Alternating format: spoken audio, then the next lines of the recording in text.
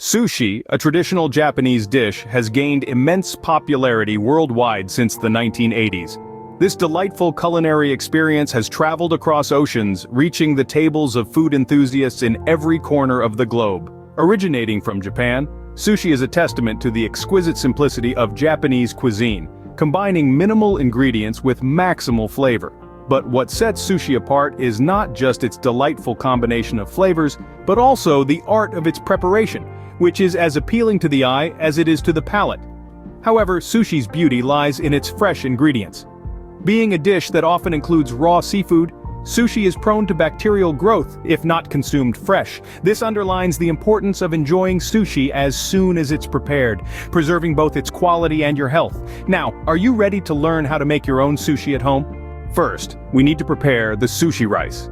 This is a crucial step in the sushi making process, as the quality of your sushi rice can make or break your sushi roll. So, let's get started. To begin with, we'll need half a kilogram of sushi rice. This specific type of rice is essential because it has a unique sticky quality that holds our sushi together. Pour the rice into a large pot and rinse it under cold running water. Repeat this process 3 to 4 times until the water runs clear. This step helps to remove the excess starch from the rice, which can otherwise lead to overly sticky and gummy rice. Next, we're going to cook the rice.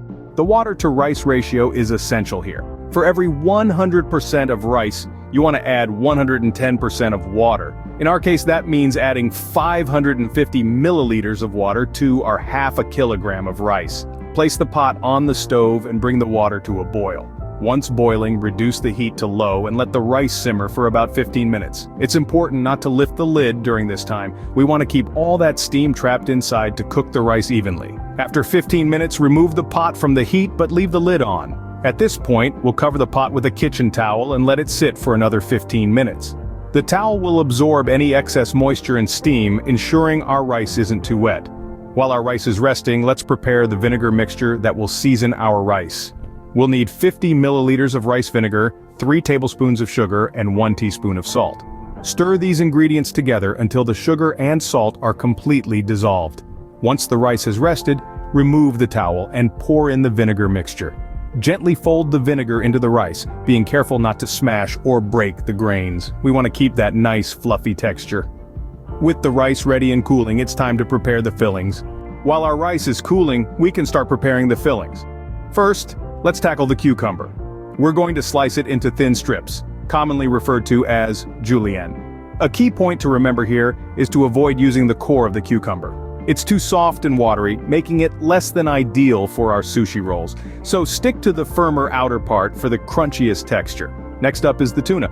We're aiming for strips here as well. Try to keep them relatively thin. In my case, the tuna steak is about 2 centimeters thick, so I'm slicing each strip lengthwise. Don't worry if the tuna starts to crumble a bit, its flesh is quite delicate. It's part of what gives sushi its soft, melt-in-your-mouth quality. The final filling we're preparing today is salmon. Start by removing the skin. Then, we're going to cut away the fatty belly part, known as toro in sushi lingo. While delicious, it's not typically used in sushi rolls. Cut the remaining salmon into thin strips similar to our cucumber and tuna. If you have thicker pieces, feel free to slice them lengthwise for a better fit. Now, I want to emphasize that this is only one combination of fillings. Sushi is a versatile dish that welcomes creativity. Feel free to experiment with different ingredients based on your personal preferences. Just remember to keep the slices thin so they'll roll easily and won't overpower the delicate balance of flavors in each bite. So, there we have it. Our cucumber is sliced, our tuna is cut, and our salmon is ready to go. Each of these ingredients plays a crucial role in the final taste and texture of our sushi. The cucumber provides a refreshing crunch. The tuna offers a soft, meaty texture, and the salmon brings a rich, buttery flavor. Every bite is a harmony of tastes and textures that's uniquely satisfying. With our fillings ready, we can now move on to the assembly. Now comes the fun part. Assembling the sushi. This is where you get to put all your ingredients together and see your sushi come to life. So, let's dive right in. Our first step is to divide the nori sheet. We'll do this by simply using a sharp knife to cut the sheet in half. This creates 2 equal pieces, perfect for making sushi rolls. We'll need to repeat this process for all the nori sheets we have. Next up, we're going to spread our perfectly seasoned rice Onto the nori, take half of a nori sheet and place it on a bamboo mat wrapped in cling film. This mat will help us roll the sushi later. With damp hands, take a handful of rice and gently spread it over the nori, making sure to cover the entire surface evenly. However, we want to leave a strip of nori at the top without rice. This strip, about ½ an inch wide, will be crucial for sealing the roll later on. Now, it's time to arrange the fillings. The choice of fillings is all up to you, but today, we're using cucumber, tuna, and salmon.